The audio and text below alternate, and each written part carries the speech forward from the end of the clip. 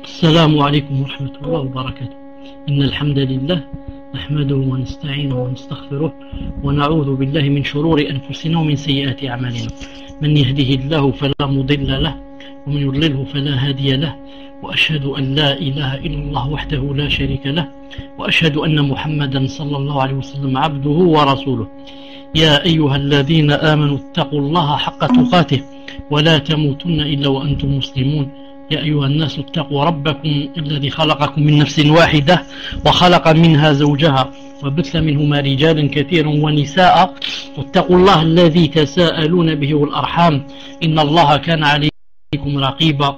يا أيها الذين آمنوا اتقوا الله وقولوا قولا سديدا يصلح لكم أعمالكم ويغفر لكم ذنوبكم، ومن يطع الله ورسوله فقد فاز فوزا عظيما. ألا إن أصدق الكلام كلام الله، وخير الهدي هدي محمد صلى الله عليه وسلم، وشر الأمور محدثاتها، وكل محدثة بدعة، وكل بدعة ضلالة، وكل ضلالة في النار. ما بعد، حياكم الله جميعا ومسأكم الله عز وجل بالخير. En cette soirée du samedi 10 Jumada 2429, c'est-à-dire vos dars de personnalité de la musulmane. Nous sommes, Inch'Allah Ta'ala, au chapitre son comportement vis-à-vis de ses amis et de ses sœurs en religion. Son comportement vis-à-vis de ses amis et de ses sœurs en religion.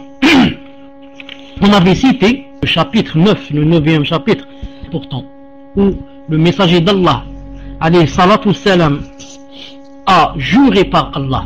Non seulement il a dit, mais il a juré, il a dit, par celui qui détient mon âme en sa main, c'est-à-dire par Allah, par celui qui détient mon âme en sa main, par Allah, vous n'accéderez au paradis que lorsque vous acquérez réellement la foi.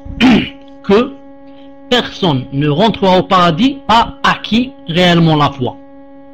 Il faut que la foi soit vraiment rentrée dans son cœur, pour qu'il puisse accéder au paradis.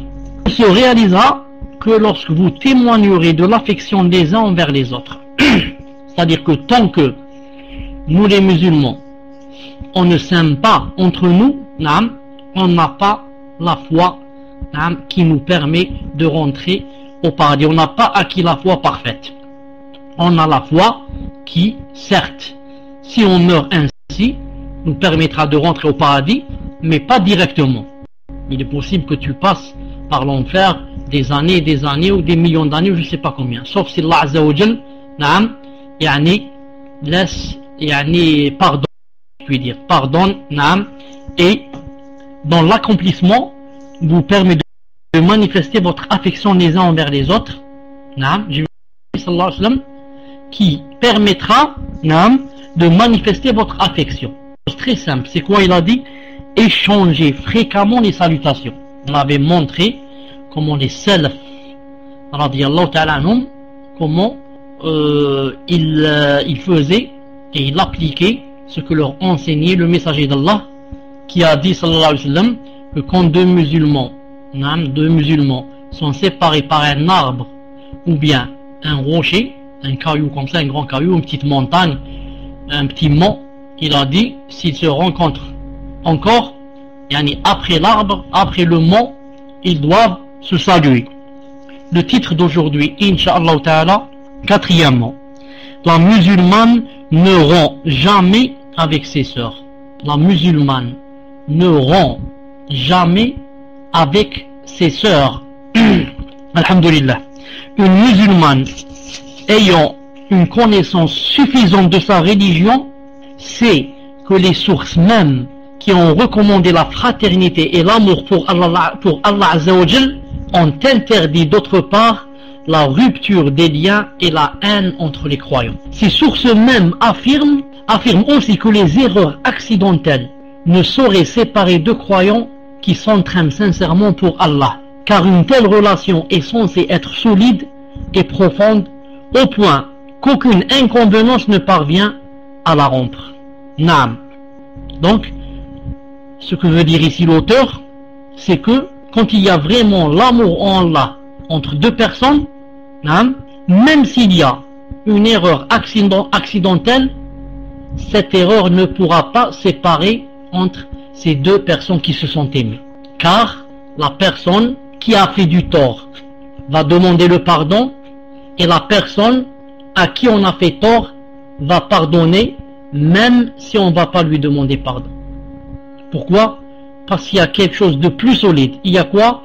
Il y a l'amour en Allah qui a dépassé l'amour de mon nefs, l'amour de ma personnalité, qui a dépassé et surpassé mon orgueil, ma vanité. Il y a l'amour en Allah qui est plus important. Il arrive cependant qu'une femme succombe à sa faiblesse humaine et se laisse emporter par la colère à l'encontre de sa sœur en Allah Azzawajal. Il arrive même que cette colère la pousse à offenser sa sœur, entraînant ainsi la rupture entre les deux. Dans ce cas, elle doit se rappeler que la durée de cette rupture ne doit dépasser 3 jours. Subhanallah al-Azim. Sachant que la nature humaine est susceptible de céder à de tels emportements et que juste après la mésentente, la réconciliation reste difficile, l'islam a accordé cette durée de 3 jours pour un renouement dans le calme et la sérénité. Le messager d'Allah sallallahu alayhi wa sallam a dit: il n'est pas permis à un musulman de rompre avec son frère en religion plus de 3 jours, au point où, lorsqu'ils se rencontrent, chacun d'eux se détourne de l'autre. Ensuite il a dit: le meilleur des deux est celui qui commence par saluer l'autre. Hadith rapporté par Bukhari Muslim. Voir Sharh Sunnah, volume 18, volume 13, page 100. Donc, il est naturel et il est possible, et ça arrive, que, emporté par la colère et sous l'emprise de la colère, une sœur ou bien même un frère, qu'est-ce qui lui arrive? Il succombe à sa faiblesse et offense l'autre personne. Il arrive même que il ne va pas lui parler ce jour-là, ou bien il ne va pas lui parler cette heure-là, ou bien il ne va pas lui parler pendant un certain laps de temps. Mais le plus essentiel ici, c'est quoi?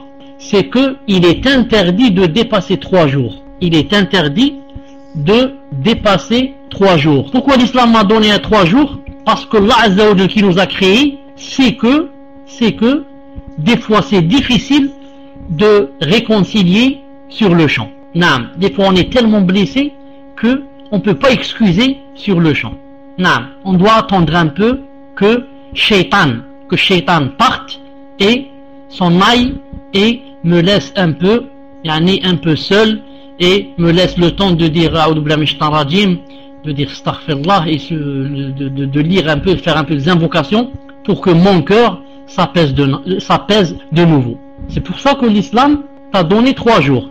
Tu as 3 jours devant toi, pour essayer de faire le maximum d'apaiser ton cœur et de trouver des excuses pour celui ou celle qui vient de t'offenser. Rappelons qu'à l'instar de tous les textes législatifs à portée générale, le terme musulman inclut la femme. Quand vous m'avez entendu dire ou bien lire le hadith qui dit il n'est pas permis à 2 musulmans, ça veut dire aussi à 2 musulmanes. À chaque fois que le mot musulman vient dans le Coran ou bien la Sunna, la musulmane rentre dans le musulman. Elle aussi, elle est impliquée, si je puis dire. Elle est considérée, elle est ma'niya. Il y a un mot mieux que celui-là je n'ai pas trouvé. Donc elle est visée aussi, voilà le mot que je cherchais, elle est visée. Donc une vraie musulmane ne doit pas persister à prolonger la rupture entre elle et sa sœur. Elle ne doit pas persister à prolonger la rupture entre elle et sa sœur, quelles que soient les raisons ou les conséquences de cette rupture. Elle doit plutôt manifester son désir de réconciliation en prenant l'initiative de lui adresser ses salutations. Car elle sait quoi? Elle sait qu'elle aura un grand mérite demain devant Allah Azza wa Jal en agissant de la sorte. Quand quelqu'un quand quelqu'un s'est disputé avec son frère et ensuite c'est lui qui revient le premier de saluer, ce n'est pas parce que mon frère est mieux que moi, ou là il a plus de piété que moi, ou là il est plus fort que moi. Non, je l'ai fait pour Allah Azza wa Jal. Ça veut dire que moi qui suis venu le premier vers toi, j'ai plus de piété que toi. C'est le contraire maintenant, c'est moi qui ai plus de piété que toi, c'est moi qui aime Allah Ta'ala plus que toi, car Allah Ta'ala a ordonné et nous a montré qu'il aimait celui qui faisait le premier pas. Donc ayant fait le premier pas, ça veut dire chez Allah Azza wa Jal, je suis mieux que toi, ou à la rigueur ça veut dire j'escompte quoi, la grande récompense demain quand je rencontrerai Allah Azza wa Jal. C'est pour ça que toutes les personnes qui se disputent et qui ne peuvent pas faire le premier pas pour réconcilier, ça veut dire quoi? Ça veut dire que car elles n'ont pas mis entre leurs yeux la récompense qui les attend demain devant Allah Azza wa Jal. En d'autres termes, toute personne qui aime Allah Azza wa Jal et veut de lui la récompense, elle fait le premier pas et pardonne. Elle fait le premier pas et pardonne. Pourquoi? Parce que ne pas pardonner, en fin de compte, ne pas pardonner, c'est au profit de qui? C'est au profit de qui? Ici, il vient de dire que la grande récompense attendra celui qui pardonnera et qui fera ce premier pas pour Allah Azza wa Jal. Si c'est pour moi, c'est difficile de faire le premier pas. On a le shaitan, on a la vanité, on a... Comment? Là, il oublie tout. Pourquoi? Parce qu'il a dit, je fais cette chose pour Allah Azza wa Jal, j'attends la récompense de lui, c'est tout. Non, ça ne m'intéresse pas ce que vont dire les gens, ou bien ce que va dire la personne avec laquelle je me suis disputé. Ensuite, il a dit ici, on rapporte à ce sujet, que le messager d'Allah a dit, il n'est permis à personne de rompre avec un croyant plus de 3 jours. Une fois ces 3 jours passés, il doit aller à sa rencontre et le saluer. Si celui-ci répond à son salut, ils se partageront la récompense d'Allah. Si par contre l'autre ne répond pas, il sera disculpé du péché de la rupture. Non. Quand tu fais le premier geste et tu demandes le pardon, ou bien on te pardonne ou bien on ne te pardonne pas. Si on te pardonne, alhamdoulilah, les deux, vous avez gagné dans cette vie et vous gagnerez dans l'au-delà. Si on ne te pardonne pas, tu as fait ce qu'il fallait faire devant Allah Azza wa Jal. Je voudrais faire ici une petite remarque. Le hadith ici, il a dit rapporté par Bukhari dans Adab al-Mufrad, volume 1, son sens est vrai. Son sens est vrai. Ça veut dire que quand quelqu'un s'oublie et oublie son nefs, et il met la récompense d'Allah Azza wa Jal qui l'attend entre les yeux, il fait le premier pas et il ne donne pas d'importance à sa propre personnalité. Pourquoi? Parce qu'il s'oublie. Regardez le deuxième hadith qui va venir, il est authentique, numéro 404. Dans un autre hadith, la rupture en tant que péché s'aggrave en fonction de sa durée. Il a dit, celui qui rompt avec son frère en religion durant une année sera considéré comme s'il avait fait couler son sang. En religion, durant une année, sera considéré comme s'il avait fait couler son sang. Donc là, ça devient plus grave. C'est-à-dire que celui qui reste une année sans parler avec son frère dans la religion, c'est comme s'il l'avait tué. C'est comme s'il avait fait le crime d'avoir tué cette personne. Ce hadith se trouve dans Bukhari, Adab al-Mufrad. Cheikh Al-Albani a dit Sahih, hadith authentique, numéro 404. Et malgré tout cela, bien sûr, il nous arrive tous que on reste beaucoup de temps à ne pas parler avec des gens, que la faute vienne de nous ou bien des autres. Cela arrive presque à tout le monde. Le messager d'Allah sallallahu alayhi wa sallam lui-même est resté combien? Un mois à ne pas parler avec qui? Avec ses femmes et ses épouses lorsqu'elles lui ont demandé la parure, et le hadith est authentique, tout le monde le connaît. Mais des fois, la personne essaye de faire la réconciliation et c'est l'autre côté qui répond par la négative.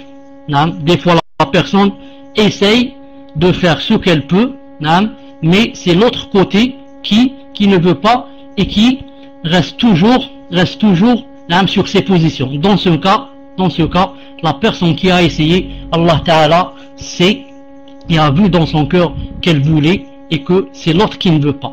Dans ce cas, c'est l'autre qui endossera. C'est l'autre qui endossera d'avoir coupé les liens en Allah Azza wa Jal. Il a dit ici,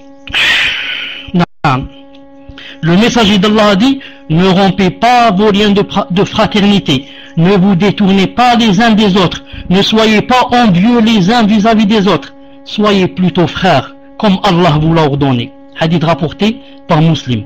Soyez plutôt frères, comme Allah vous l'a ordonné.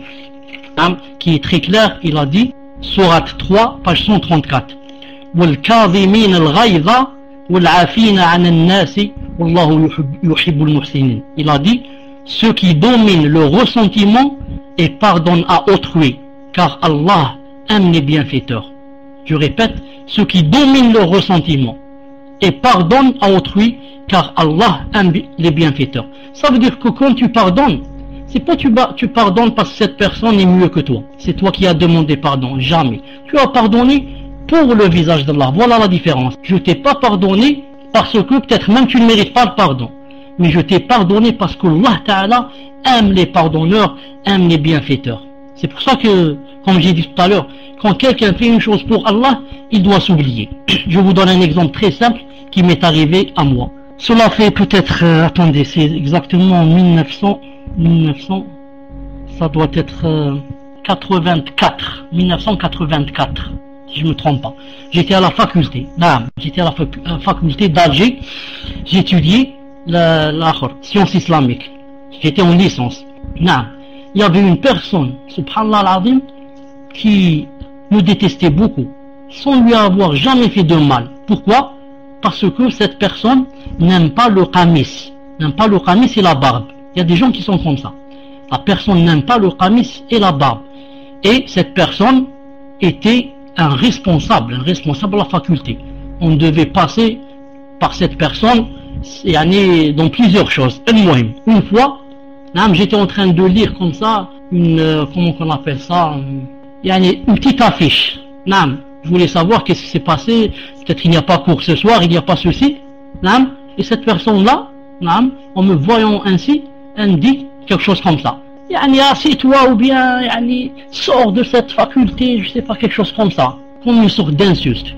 Comme une sorte des propos blessants. Je ne me rappelle pas exactement ce qu'elle a dit. Elle a dit des propos blessants.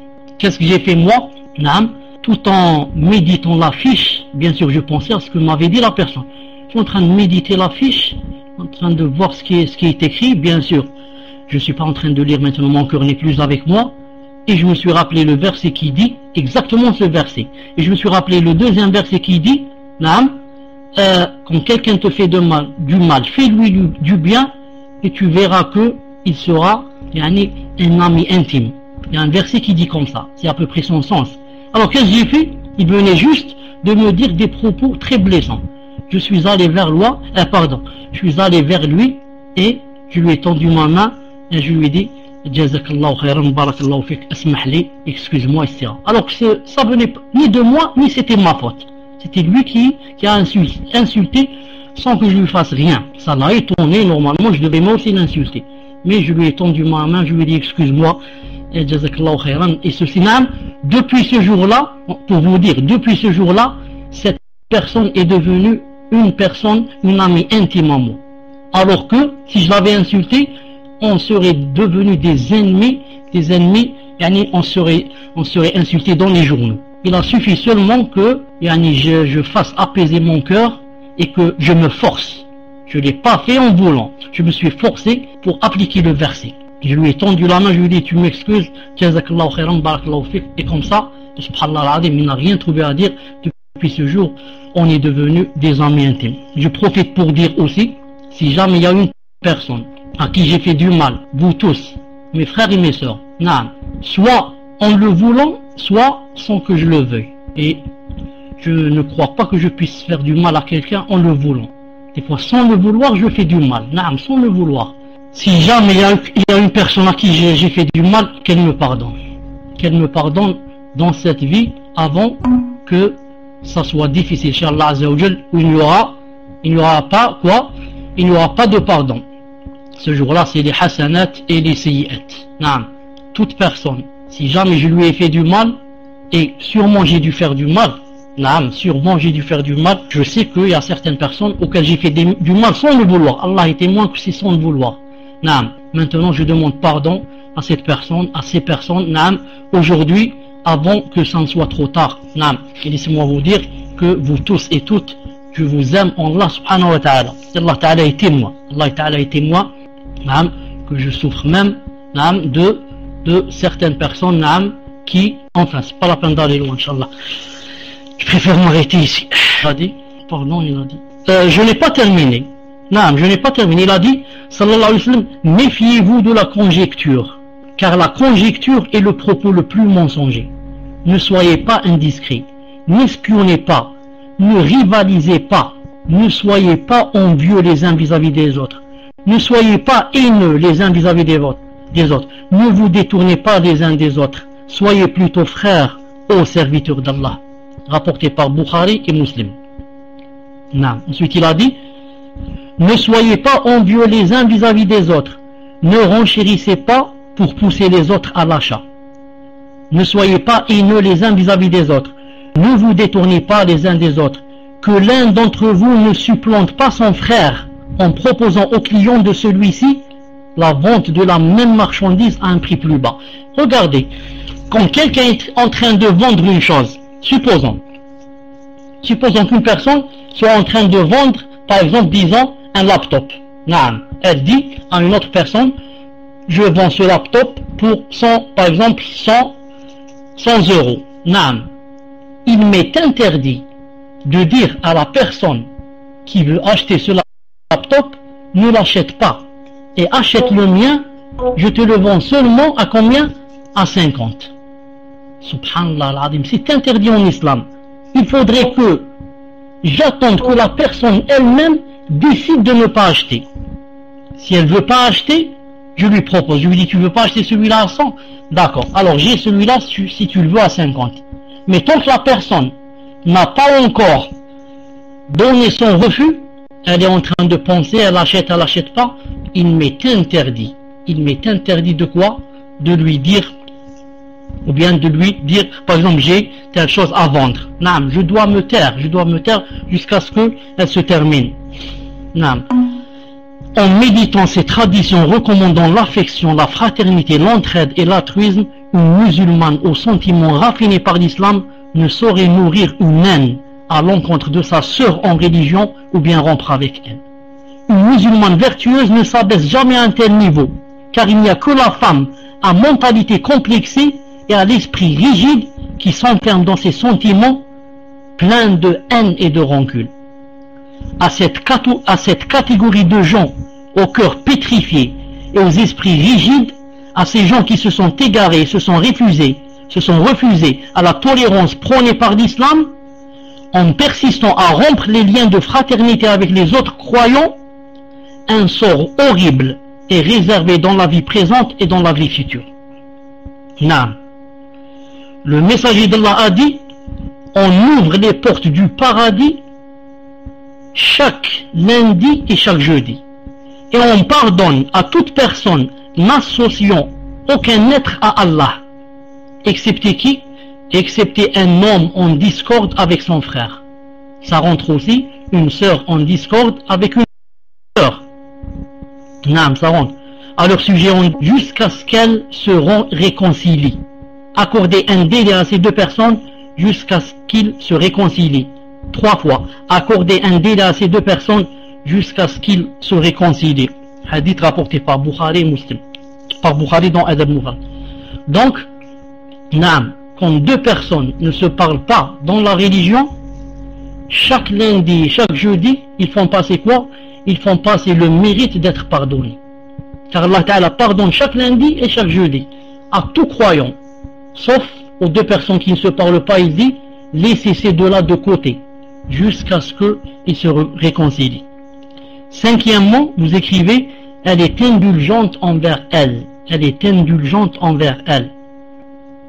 Une seconde, Inch'Allah. Une seconde. Cinquièmement, elle est indulgente envers elle. Elle, c'est qui? C'est-à-dire envers ses sœurs. Envers ses sœurs. Non. La vraie musulmane est tolérante à l'égard de ses amis et ses sœurs en religion. Elle n'éprouve à leur rencontre ni rancune ni haine. Quand l'une de ses sœurs la contrarie, elle retient sa colère et fait preuve d'indulgence de la manière la plus naturelle et la plus spontanée. Dans sa réaction indulgente, elle ne doit ressentir ni honte ni humiliation. Elle y voit plutôt un acte de haute bienfaisance, ihsan, qu'Allah apprécie et rapproche ceux qui s'appliquent à l'observer. Donc quand quelqu'un fait le premier pas pour réconcilier, il ne doit pas se dire que je suis humilié, mais il doit mettre entre ses yeux que l'amour d'Allah est plus important que l'amour de sa propre personne.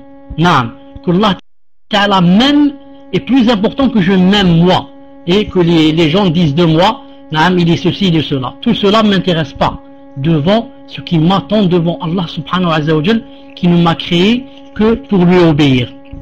Lorsque Allah Ta'ala a dit ce qui domine le ressentiment et pardonne à autrui, car Allah aime les bienfaiteurs, ce verset nous enseigne qu'il ne suffit pas de contenir son ressentiment, mais qu'il faut manifester son indulgence et son pardon. Naam, c'est mieux que quoi? Seulement se retenir. Mais est-ce que vous m'entendez? Sinon je répète. Est-ce que vous m'entendez? Alhamdulillah. Une musulmane qui a atteint le degré de haute bienfaisance, l'ihsan, ne laisse pas le ressentiment s'installer en son cœur. Dès qu'une contrariété provoque sa colère, elle s'empresse de pardonner avec mansuétude. Ainsi, qu'est-ce qu'elle ressent? Quand une personne pardonne pour Allah, vous savez ce qu'elle ressent? Essayez-le et donnez-moi la réponse. Si quelqu'un vous a fait du mal, pardonnez-lui pour Allah. Et dites-lui, je vous ai pardonné pour Allah. Et dites-moi, si vous l'avez fait pour Allah Azza wa Jal, qu'est-ce que vous allez sentir dans votre cœur? Je jure par Allah le Tout-Puissant que vous allez sentir un grand bonheur qui va descendre dans votre cœur. Pourquoi? Vous avez chassé l'égoïsme, vous avez chassé le shaitan, vous avez chassé quoi? La quiétude, la sérénité. D'ailleurs l'auteur le dit, la quiétude et le bonheur emplirent son âme. Il est certes difficile de contenir son ressentiment dans certaines situations avec certaines personnes. Naam, il est difficile des fois, on entend des choses, on nous apprend des choses, naam, il est difficile des fois de se contenir. Naam, cependant la meilleure façon de réagir, c'est le pardon, car il vaut mieux pardonner et oublier les offenses de l'autre que vivre en portant le fardeau de la rancune à son encontre. Naam, je vous prends comme témoin. Aujourd'hui dans ce salon, je vous prends comme témoin que une sœur, Allah yahdiha, une sœur, Allah yahdiha. Qu'a fait cette sœur? Enfin, une sœur, disons une femme, c'est mieux. Je dis une femme, je dis pas une sœur. Une sœur ne fait pas ça. Car quand je dis une sœur, les gens vont croire que c'est salafia. Non, c'est pas une sœur. Qu'a fait cette sœur? Enfin, qu'a fait cette femme?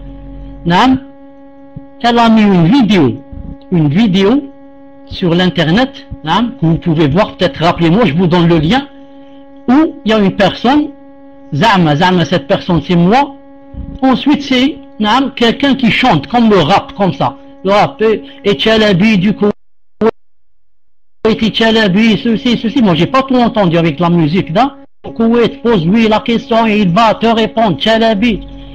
J'ai dit, la hawla wa la quwwata illa billah. Le problème est réglé avec qui? Avec cette vidéo. Non, qu'elle reste sur le site, elle ne me gêne pas. Elle ne me gêne pas. Allah, elle ne me gêne pas. Pourquoi? Premièrement, ce n'est pas moi. Ce n'est pas moi qui suis dans la photo. Dans cette photo, ce n'est pas moi. Et deuxièmement, alhamdulillah, c'est une preuve que ma da'wa marche. Non, quand j'ai des ennemis comme ça prouve que ma da'wa marche. Maintenant, si j'ai pas d'ennemis, ça veut dire que ma da'wa ne marche pas. est-ce que les messagers avaient des ennemis ou n'avaient pas? وكذلك جعلنا لكل نبي عدوا من مجرمين. Un adversaire des criminels. Non, si tu n'as pas dans la da'wa des gens qui te contre, ça veut dire que tu n'es pas dans la vraie da'wa. Pourquoi Cheikh l'Islam s'est fait emprisonner? Non. Pourquoi Ibn al-Qayyim on l'a attaché sur un cheval? Pourquoi l'imam Malik on l'a frappé? Pourquoi l'imam Ahmed? Donc je vous prends à témoin que cette personne qui a fait ça, je lui ai pardonné. Je lui ai pardonné, reste seulement qu'elle fasse le pardon, le repentir entre elle et Allah Ta'ala. De mon côté, je lui ai pardonné. Il a dit, acquérir cette qualité morale est certes une tâche difficile, mais pour y parvenir, il suffit de se rappeler que l'indulgence est un comportement qui reflète la noblesse d'esprit et non la faiblesse. Les gens, quand ils pardonnent, ils croient que ça c'est un défaut. Il dit je pardonne pas pour montrer que je suis comme font certains ignorants, je suis un homme, moi je suis un homme, moi rajal je pardonne pas moi. Non, c'est pas ça qui montre la virilité ou là que tu es un homme. Non, mais c'est la piété qui montre. Car si tu étais pieux, tu aurais pardonné. Non, tu aurais pardonné. Le messager d'Allah a dit, pour l'indulgence du serviteur, Allah ne lui accorde que plus de considération. Écoutez bien ce qu'a dit le messager d'Allah dans un hadith rapporté par Muslim. Il a dit, quand une personne est indulgente, qu'est-ce qui va se passer? Allah Azza wa Jal va lui accorder plus de considération qu'il en avait. Ensuite il a dit, aucun serviteur ne fait montre de modestie par amour d'Allah sans qu'Allah Azza wa Jal élève son rang. Il n'y a aucune personne à laquelle tu vas pardonner sans que Allah Ta'ala ne te fasse élever un rang. Tu pardonnes à cette personne, Allah Ta'ala va te faire élever. Tu pardonnes l'autre erreur, il va t'élever. L'autre erreur, il va t'élever. L'autre faute, il va t'élever. Et comme ça, il t'élève dans les rangs demain quand tu le rencontres, et il élève ton cœur dans cette vie. Ton cœur, il fait descendre bonheur sur bonheur, quiétude sur quiétude, sérénité sur sérénité, et comme ça. Masha'Allah. Donc l'indulgence n'est pas seulement un acte de haute bienfaisance, mais c'est aussi un acte de noblesse qui accroît la considération du croyant aux yeux d'Allah. D'où le grand honneur à ceux qui font montre de pardon et de tolérance. Ensuite il a dit, la rancœur et la haine ne sauraient trouver leur place dans le cœur de la musulmane, imprégnée des principes de la religion, car elle est consciente de la valeur de l'indulgence et de sa contribution à l'obtention du pardon et de l'agrément d'Allah. Le messager d'Allah a dit, Allah, qu'est-ce qu'il a dit? Il a dit en arabe, Tuftahu abwabul jannah yawm al-ithnain al-khamis. Non, c'est le hadith que je vous ai lu. Il a dit, chaque lundi, chaque jeudi, les portes du paradis s'ouvrent. Allah Ta'ala pardonne à toute personne qui ne fait pas le shirk, sauf à une personne qui a de la rancune envers son frère. Allah Ta'ala dit, attendez ces deux-là jusqu'à ce qu'ils se réconcilient. Sixièmement, on arrête ici pour passer à vos questions. Sixièmement, elle les rencontre avec un visage radieux. La musulmane, quand elle rencontre les musulmanes, elle les rencontre avec un visage radieux. On passe Inch'Allah Ta'ala aux questions-réponses. On commence Inch'Allah Ta'ala bi'idhn azza wa jalla. J'arrête ici, je dis subhanakallahumma bihamdik, ashhadu an la ilaha illa anta astaghfiruka wa atubu